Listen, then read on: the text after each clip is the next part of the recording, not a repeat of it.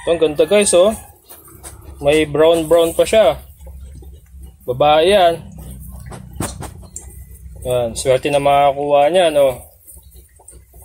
May stripe siyang brown, ganda. Sila. Ito yung nauna, mas nauna tong ipinanganak doon sa kay Blackie. Yan.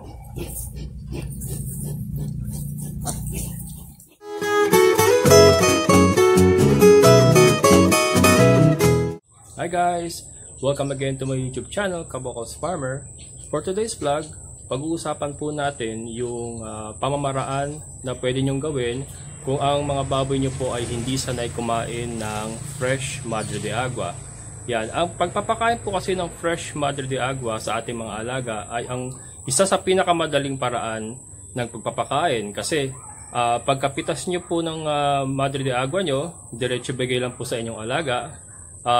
Hindi nyo po kailangan chopin, hindi nyo po kailangan i-ferment. So yun po ang pinakamadaling paraan. Lalo-lalo na po kung kayo po ay busy, katulad ko na nagtatrabaho, minsan po ay wala na akong oras mag-ferment ng Madre de Agua. So ang ginagawa ko po ay binibigay ko na lang ng diretso sa aking mga alaga. Ngayon, may mga baboy po kasi na hindi po sanay kumain ng fresh Madre de Agua. Lalo-lalo na po kung ang baboy niyo po ay sanay sa commercial feeds. Yan. So hindi po nila, minsan ay hindi nila kinakain yung fresh Madre de Agua. Ngayon, ipapakita ko po sa inyo, ito po ay isang suggestion lang na po pwede nyo pong gawin para po sanayin nyo ang mga baboy nyo na kumain ng fresh Madre de Agua. Ayan. So unang gagawin po natin ay mangunguha po muna tayo ng Madre de Agua na ating ipapakain sa ating mga baboy. Yan. Ngayon po, ang ating pong harvestin ay manggagaling po sa labas. Yan. So nandito po tayo sa loob ng aking area. Yan. Ngayon meron pa po kasi akong nakatanim na Madre de Agua sa labas. Ito. So yan guys. Ito po yung ating looban ng area natin. Yan. So kung mapapansin nyo po ay meron pong harang. Ayan, meron po ditong nakaharang na yero. Dati po kasi ay wala yan. Kaya po ako po ay nakapagtanim pa dun sa kabila, sa may gilid ng aking area. Pero pasok na sa area ng may-ari ng lupa. Ayan, kaya lang nung nag-alaga po sila ng panabong na manok, ay sinara na nila to. Kaya po nahiwalay po yung ibang tanim natin ng Madre de Agua. So andito po sila. Ayan. Ayan po sila. So yan po ang ating kukunin ngayon kasi sayang naman kung hindi natin ma-harvest. Allowed naman po tayong pumasok sa loob kung sakasakaling mag-harvest tayo ng Madre de Agua. Ayan. So samahan nyo ako guys, pupunta tayo sa kabila at mag-harvest tayo.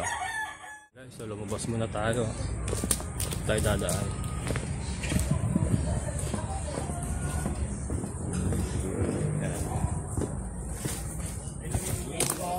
Kasi dito na po ang naging daan. Kung anong yan, may mga alaga silang yan, mga panabong na manok. Ayan. Guys, oh. Alam niyo pa kung ano to guys? Laki oh. Ito kaya to, hindi ko alam to eh. So, sabi nila ano daw to eh. Parang gamot daw. Ayan. Dami oh. Iba nalaglag na lang sa ano. Lupa. Laki. Mas malaki pa sa ulo ko. Ayan. Ayan. So ito bakuran na to ng may-ari. Ayan, sa may-ari ng lupa to. Ayan, kasi marami silang mga panabong na manok dito, kaya sinecure nila yung area, sinara nila. So dito tayo kukuha ngayon. Yan. Makikita nyo yun sa kabila, yan, area ko na yan. Ayan yung mga baboyan. So ito yung kukunin natin ngayon. Kukunin natin yung mga Madre de Agua na harvestin natin. Yan. Ito na yung perimeter namin. Ayan. May perimeter kaming yero. Yan. Yan, baboyan na yan. Baboyan ko na yan nasa kabila na yan. So ito ang harvestin natin. Yan. Yan, samahan nyo ako guys sa mag-harvest tayo. Yan guys, so ito, na-harvestan na natin. Ayan. And then mamaya ay kukunin natin tong buong puno niya. Yan, para naman sa ating order ng Madre de Agua cuttings. Yan. So ito yung gagamitin natin. Uubusin natin lahat yan, yung isang hilera na yan na dito sa labas. And then yan yung gagamitin natin para sa ating order ng Madre de Agua cuttings. Kasi yung sa loob guys, wala na akong makuha ang cuttings talaga. Talagang puro mura na. Mga bata pa talaga. So siguro last na to. Pag naubos itong isang hilera na to ay wala na po tayong pambenta. Stop muna tayo sa pagbebenta ng cuttings. Yan.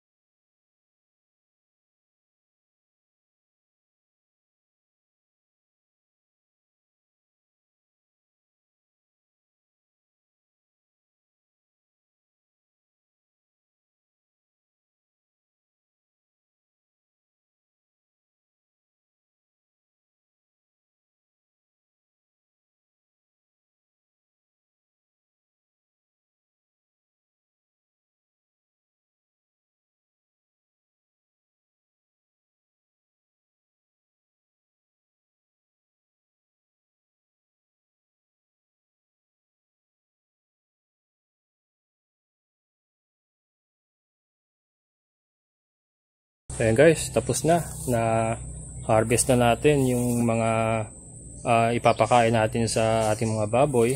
Ayan. So yung isang mahaba na yan, isang hilera na yan ay inubos natin. Yun. And then makita nyo, ayan po yung perimeter. Yan po yung perimeter ng aking baboyan. Andun po yung ating mga baboy. Ay, yung free range po natin ay nasa dulo. Ayan o. Ayan. Ayan po. Ayan guys, so ready na tayong i-demonstrate yung aking sinasabing technique kung papaano nyo po sasanayin yung inyong mga baboy na kumain ng fresh na Madre de Agua. Yan. Applicable po ito guys kasi lalo na kung ang baboy nyo, whether native or hybrid, kapag ito po isanay sa pure feeds na pakain, normally po, minsan talaga hindi nila tatanggapin yung fresh Madre de Agua. Yan. Ngayon po, ang pwede nyo pong gawin na technique para po sanayin yung inyong mga baboy ay syempre, gugutumin nyo sila. Kailangan gutom sila. Ang baboy po, pagka gutom yan, kahit ano kakainin yan. Yan po ang tatandaan natin. Yan po ang isang karakteristik ng baboy. Kaya po yung native po ay minsan tinatawag na scavenger. Yan, pagkagutom sila, kahit ano ipakain nyo dyan, kakainin nila.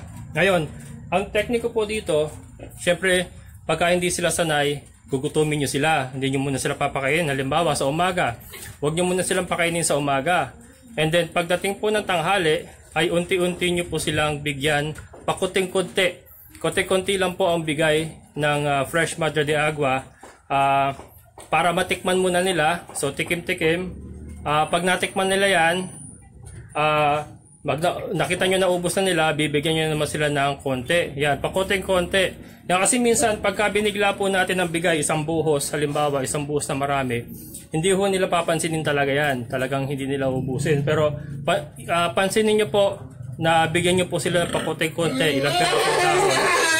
Ilang pirasong dahon, kakainin po nila yan, pakonti-konti. So, yun po ang technique. So, number 1 po, kailangan nyo gutumin ang inyong baboy. Wala naman pong problema yan kung 1-2 araw nyo po silang gugutumin. Wala pong epekto yan sa inyong mga baboy. Yan. Ngayon, kung talagang ayaw pa nila, pagdating ng ikatlong araw, ayaw pa rin nila, ang gagawin nyo po ay, bibigyan nyo po sila ng paunti-unting feeds lang. Huwag nyo po silang pakainin ng normal feeding nila. Bigyan nyo po sila ng pakonti-konting feeds para at least ay gutom pa rin sila. And then, i-introduce nyo pa rin yung fresh na Madre de Agua, pakonti-konti. Ayun, pag napansin nyo po na malakas na silang kumain ng fresh Madre de Agua, doon po ay po pwede nyo silang pakainin ng regular meal nila. And then in between ay po pwede nyo pong ibigay naman yung fresh Madre de Agua. Ayan, hindi ko po ina-advise na tanggalin nyo po yung inyong regular meal. Kung kayo po ay gagamit ng fresh Madre de Agua, nandun pa rin po yon. Kailangan po ay meron pa rin po silang regular meal na kung feeds or darak. Ako po darak. Darak po ang aking pinapakain sa kanila. Yun ang pinaka-regular meal nila umaga sa kahapon.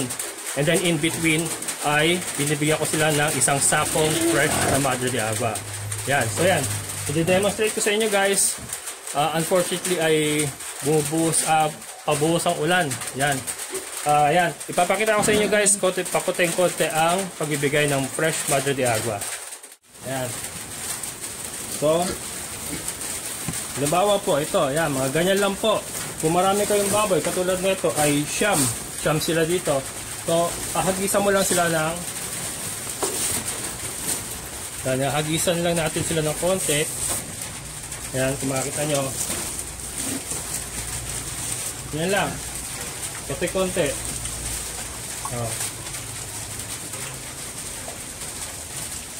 Hanggang sa makasanayan nila. Ngayon, inaano ko lang po guys, dinidemo ko lang po. Ito po mga baboy ko ay sanay na kumain ng fresh Madre de Agua. Pero ganyan po ang gagawin nyo. Kung ang baboy nyo po ay hindi sanay, pakote-konti lang muna ang bigay. Mga ganyan karami lang muna. Kung halimbawa ay siya mga inyong baboy. Ngayon, kung depende po sa dami nyo, dami ng alaga nyo ay tatansyahin nyo na lang kung ilan ang ibibigay nyong konting Madre de Agua. Ayan. So kakainin nila yan guys kasi gutom sila. Gutom. Kailangan po talaga gutom ang baboy nyo para kainin nila yung fresh Madre de Agua. Yan. Or any greens na gusto nyo ibigay. Kung sila po ay hindi sanay kumain ng greens, ay kailangan gugutumin nyo sila and then pa konti-konti ang bigay. Yan. So ito po mga baboy ko guys ay umuubos to ng isang sako sa isang araw. Ito lang po nasa labas Ito po sila ay siyam. Siyam po sila dito kasama si George. Mga inahin po ito. Puro inahin po lahat yan. Yan. So makikita nyo ganyan. Sanay na kasi sila. So binibigay ko na ng marami. Yan. Yan ang pinaka in-between meal nila. Ang pagpapakain ko pa rin ng darak ay umaga at hapon.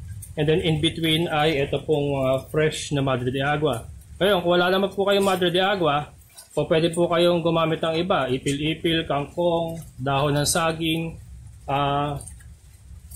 kahit ano pong available sa area nyo na po pwede nyo ipang merienda sa inyong mga baboy. Ayan. Ayun, meron na sigurado po meron na mag-comment yan. Ang papayat ng baboy mo. Guys, yung 4 na payat po dyan ay kakaawat lang sa pagpapasuso. Kung mapapansin nyo po, ito po. Ayan. Hindi naman po payat yan. At saka, ayan, ito. Ayan. Hindi naman po payat yan, oh. Payat ba yan? Kaya lang, ito po talagang itong iba. Ayan. Ito po talaga. Saka yung ibang nakikita nyong payat. Payat yan kasi kagagaling lang sa pagpapasuso. Yan, nagpaliwanag na ako Pero pustahan tayo, may magbabash pa rin dyan. May magko-comment pa rin dyan. Ang papayat ng baboy mo. Yan, ganun po. Yan po ang dahilan kung bakit payat sila. And then, native pigs po itong tinitignan nyo. Hindi nyo po pwedeng ikumpara ang katawan nila sa hybrid. Massive ang katawan ng hybrid. Ang native ay talagang slimmer. Slimmer talaga ang katawan nila. Hindi nyo po pwedeng ikumpara ang katawan ng native sa hybrid. Yan. Papaliwanag lang po kasi sigurado po dyan ay meron na naman magko-comment dyan na Ang papayat ng baboy mo. Yan, nagpapaliwanag lang guys. Okay, so ito, isang sako. Ay ubusin na natin sa kanila yan. Yan. Sa kanila lang pong siyam yan. Yan. So, sako po yan. So, kailangan ay talagang marami kayong tanim. Kung kayo ay maraming baboy, kailangan marami talaga kayong tanim na greens. Kung kayo po ay gagamit ng greens. Yan, malaking tipid din po kasi yung may greens kayo. Katulad nito, mga native sila. Ang pinapakain ko sa umaga ay 6 na kilong darak para sa kanilang siyam. 6 na kilong darak na may kasamang tubig, dissolve na sa tubig yon. Yun ang pinaka sa umaga nila. And then 6 na kilo uli sa hapon. And then in between ay meron tayong Madre de Agua. Ayan. Ngayon kung wala po tayong Madre de Agua, obligado po tayong dagdagan yung pinakain nilang darak or feeds.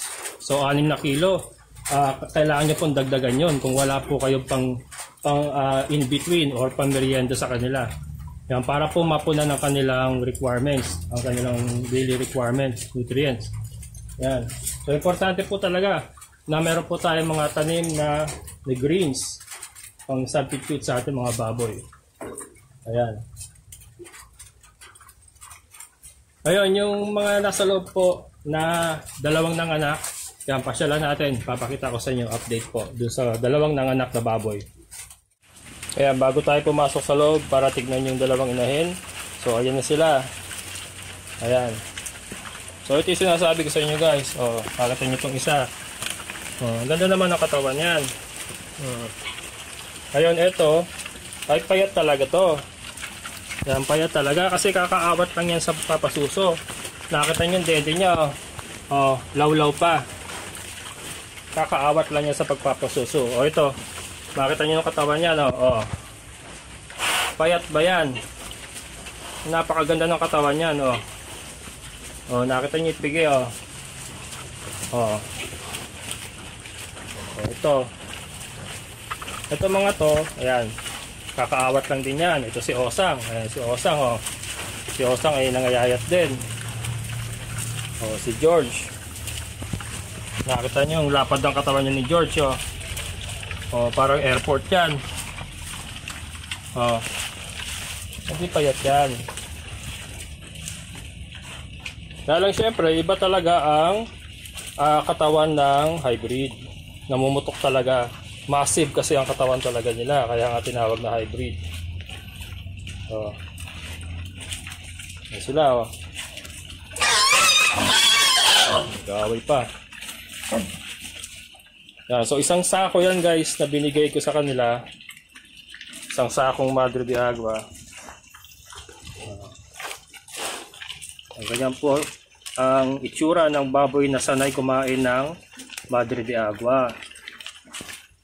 Si George, oh. Yan, si George dati ay hindi rin sanay kumain ng Madre de Agua yan.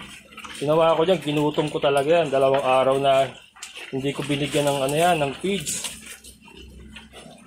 O, ngayon sanay na siya. Yan lang naman yan. Kahit ano naman, kahit ang tao gutumin mo. Kung maarte yung isang tao ayaw kumain, gutumin mo yan. Tignan ko lang, hindi kumain yan. Parang ganun din lang naman ang baboy.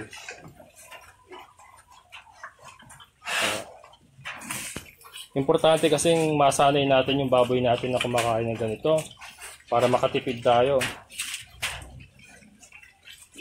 Applicable po ito guys, yung ganitong sistema ng pagpapakain ng Madre de Agua dun sa mga taong maraming ginagawa. Katulad ko, ako po ay empleyado pa, nagtatrabaho pa. So kadalasan po ay hindi na ako nakapag-ferment. Yan, wala nang oras talaga. So binibigay ko nilang po ng fresh yung mga Madre de Agua sa aking mga alaga. Kasi mas madali, pagkapitas mo, diretso bigay na sa kanila. Yun lang ginagawa ko dyan. So ngayon, kasi talagang busy tayo ngayon. Pero mas maganda pa rin po yung na-ferment. Kaya kung kayo po ay may oras at kayo naman po ay may mga tauhan, Yan po, pwede naman pong mag-ferment, mas maganda po yan. Yan, so babalikan natin to guys para ipapakita ko sa inyo kung mauubos nila to. Okay? Pasyalan muna natin yung dalawang inahin sa loob na nanganak na. Update lang po. So guys, umulan pa. Yan, bumuhos na yung ulan. Pero kumakain pa rin sila. Ayan.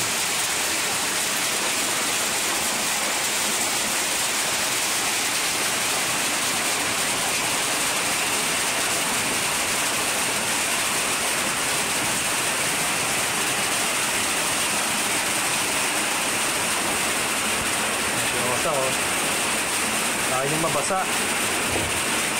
Tayo mabasa ni Osang.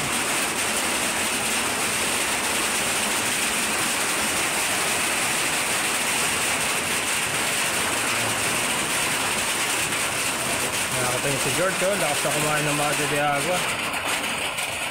Dati maarte din yan. Ngayon sanay na siya.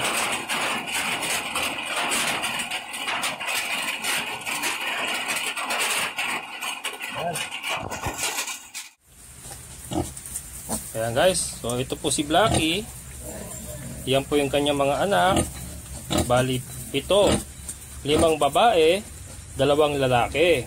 Ayan, yan po sila. Ayan, isa. Hello pig!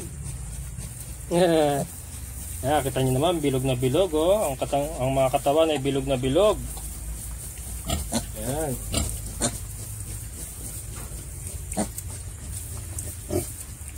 Ito sila.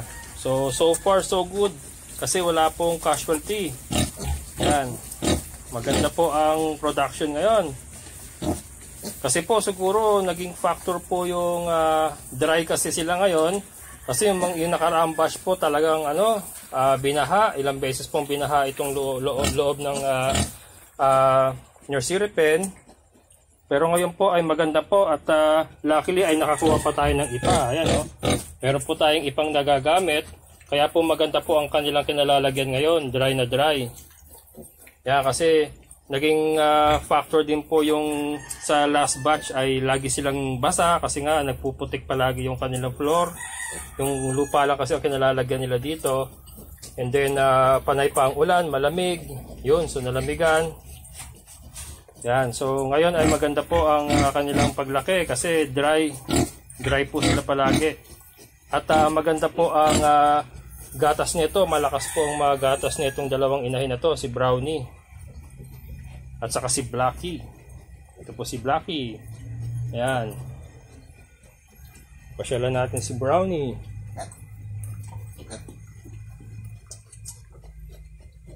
Now.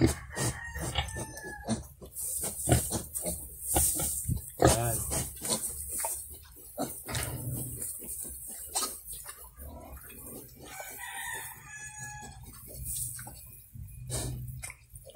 Yan, cute.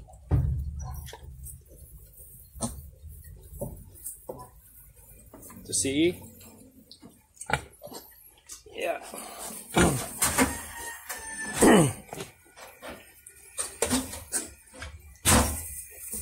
Yan, ito naman po yung anak ni Brownie. Ito si Brownie. Yan. Ito, ang ganda guys, oh. May brown pa siya. Babae yan. Yan, swerte na makakuha niya, no. May stripe siyang brown. Ganda. Sila. Ito yung nauna. Mas nauna itong ipinanganak doon sa kay Blackie. Yan.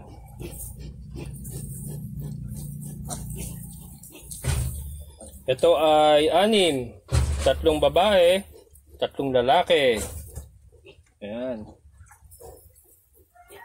Ganda talaga nito. Ganda-ganda ako rito. Oh. May stripe na brown. Ganda.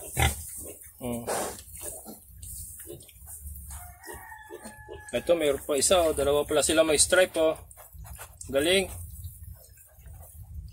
Oh, babae. Oh. Babae guys. Oh. Itong isa. Ganda. Yan. Balagan natin ang anak ni Blackie. Yan. Ito naman kay Blackie ay pure black. Kasi itim din siya eh. Tapos itim si George. So talagang pure black yung lumabas. Yan. Ganda. Black is beautiful talaga guys. Oh. Lalo na pagka ganyan makintab yung balahibo. Ganda tignan no. Ganda talaga ng itim. Ako eh nung araw pa eh gandang-ganda na ako sa mga native na baboy kasi nga itim.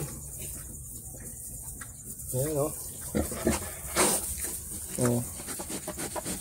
Ano? Hindi ko naman inaano yung anak mo. Huwag kang magulo.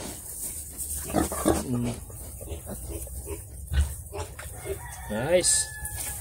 Doon nga pala sa nagtatanong, kasi may nagko-comment, bakit daw nakatali pa yung inahin? Eh nakakulong naman na. Ang sagot ko po dyan, kasi po ito pong mga baboy ko, pagka po ito ay nagle-labor, yung malapit na silang mga anak, ay nagwawala po yan. Lahat po sila. Nagwawala yan, nagtatalon. Mantaki po itong pader na yan ay kaya nilang talonin yan parang kabayo. Yan, ganyan po yung mga baboy ko pagka nagle-labor.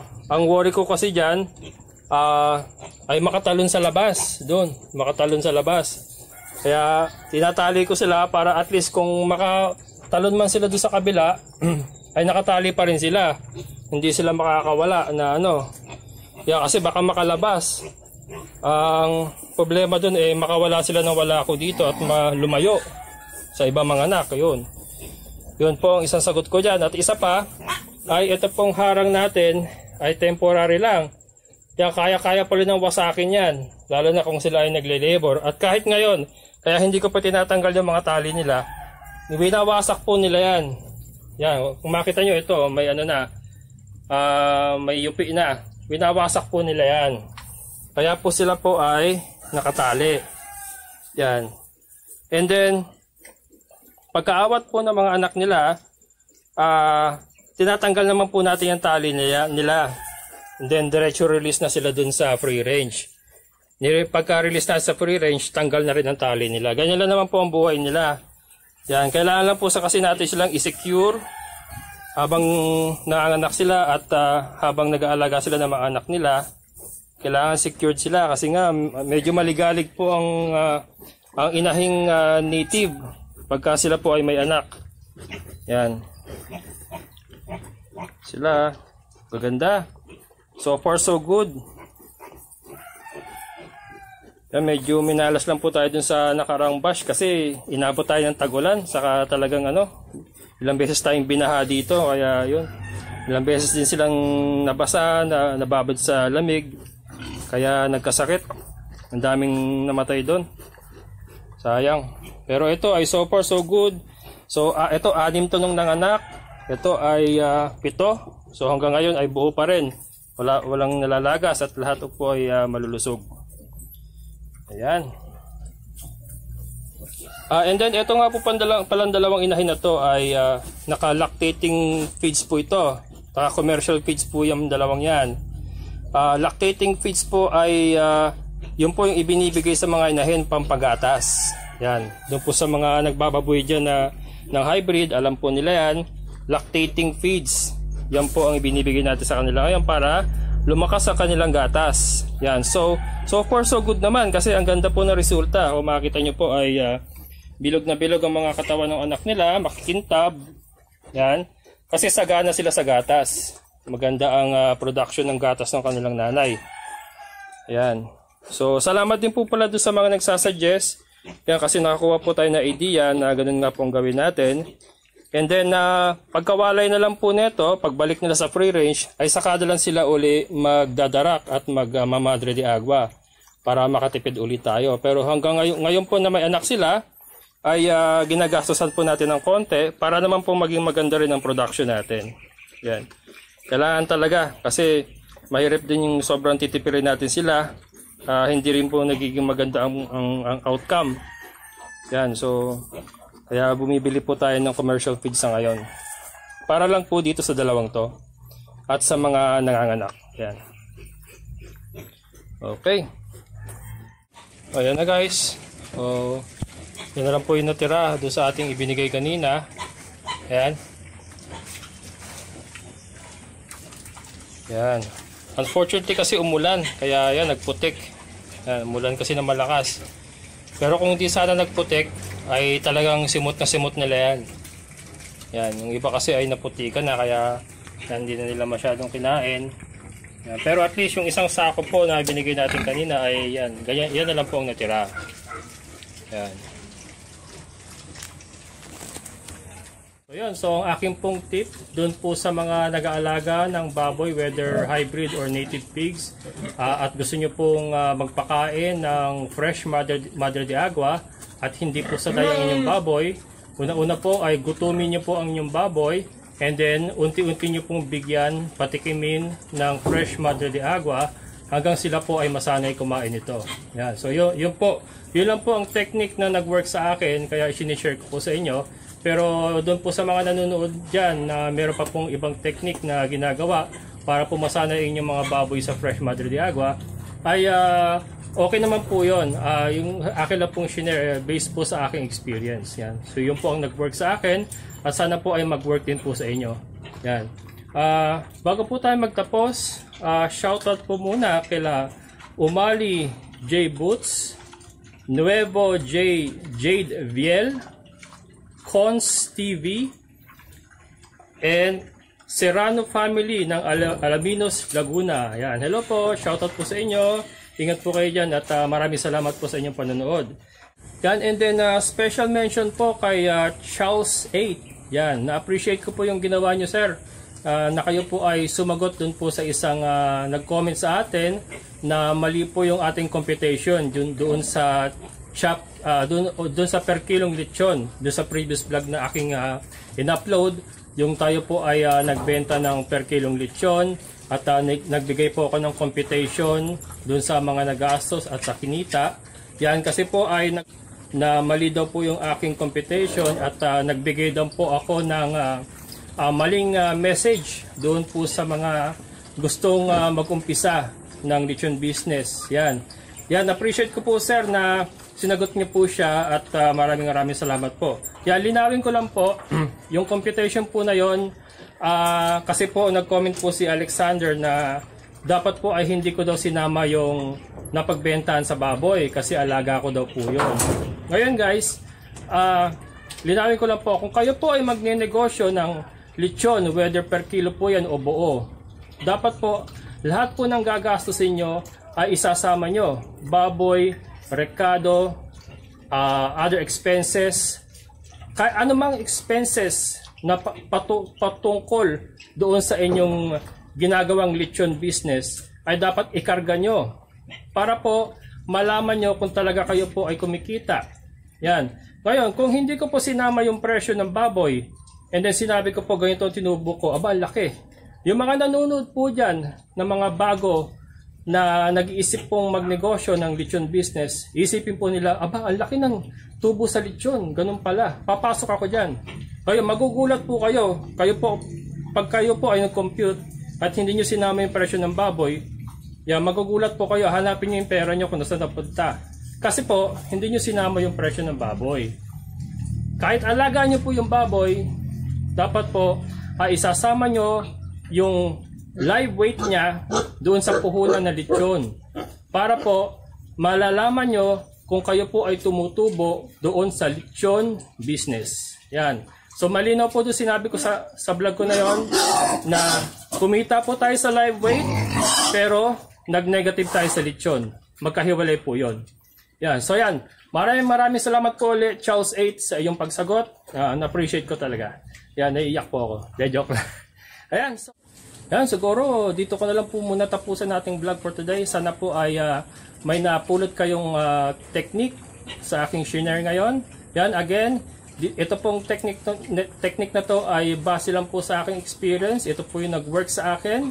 Ngayon, kung mag-work po sa inyo ay maganda or kung meron pa po kayong mas magandang idea ay mas maganda rin. Yan, nag-share lang po tayo ng ideas dito guys at sana po ay may napulot kayong aral. Ayan, so muli, ito ang inyong Kabokals Farmer na nagsasabing sabay-sabay tayong mangarap magsikap at higit sa lahat ay kumilos at siguradong amazing na buhay.